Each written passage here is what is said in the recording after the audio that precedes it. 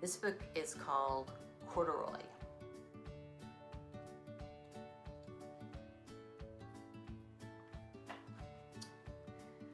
Corduroy is a bear who once lived in the toy department of a big store. Day after day, he waited with all the other animals and dolls for somebody to come along and take him home.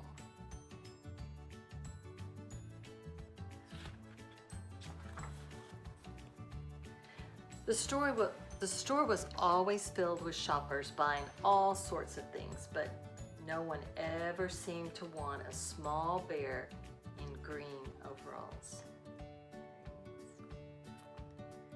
Then, one morning, a little girl stopped and looked straight into Corduroy's bright eyes.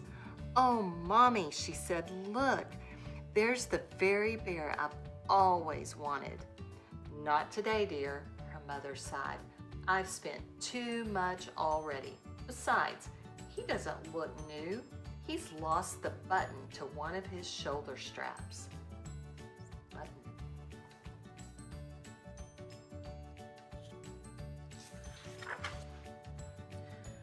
Corduroy watched them sadly as they walked away. "I didn't know I'd lost a button," he said to himself. "Tonight, I'll go and see if I can find it." Late that evening, when all the shoppers had gone and the doors were shut and locked, Corduroy climbed carefully down from his shelf and began searching everywhere on the floor for his lost button.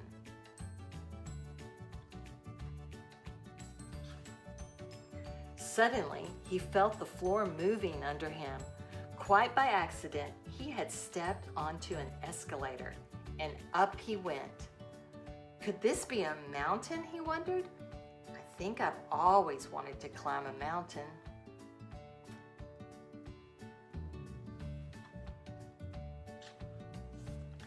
He stepped off the escalator as it reached the next floor, and there, before his eyes, was an amazing sight.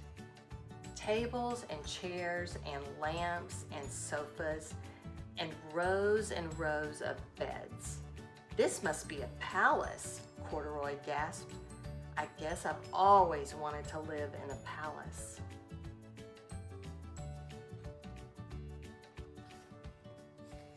He wandered around, admiring the furniture. "This must be a bed," he said. "I've always wanted to sleep in a bed," and up he crawled onto a large, thick mattress. All at once, he saw something small and round. "Why, here's my button," he cried, and he tried to pick it up, but like all the other buttons on the mattress, it was tied down tight. He yanked and pulled with both paws until pop! Off came the button, and off the mattress Corduroy toppled. Bang! Into a tall floor lamp. Over it fell with a crash.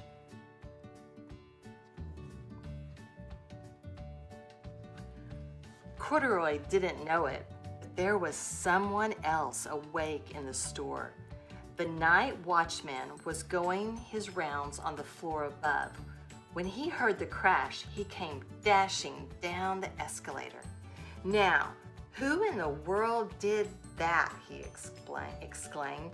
"Somebody must be hiding around here."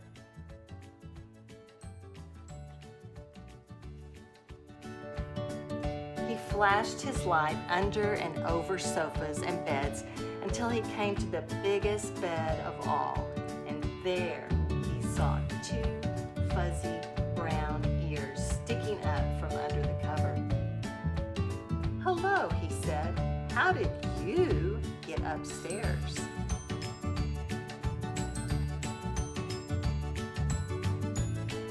The watchman tucked Corduroy under his arm and carried him down the escalator and set him on the shelf in the toy department with the other animals and dolls.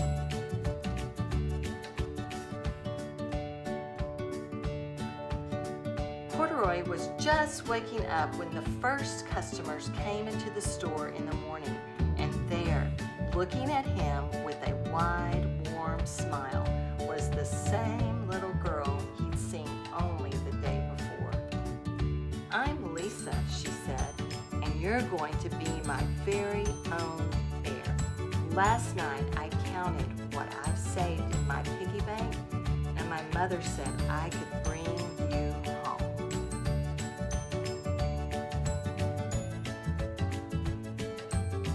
"Shall I put him in a box for you?" the sales lady asked. "Oh, no thank you," Lisa answered, and she carried Corduroy home in her arms.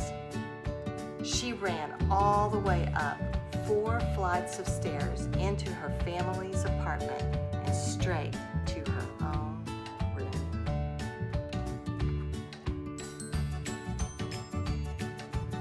Corduroy blinked. There was a chair and a chest of drawers, and alongside a girl-sized bed stood a little bed, just the right size for him. The room was small, nothing like that enormous palace in the department store. "This must be home," he said. "I know I've always wanted a home." Lisa sat down with Corduroy on her lap and began to sew a button on his overalls. "I like you the way you are," she said, "but you'll be more comfortable with your shoulder strap fastened."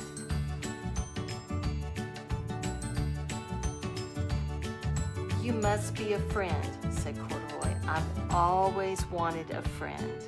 "Me too," said Lisa, and gave him a big hug.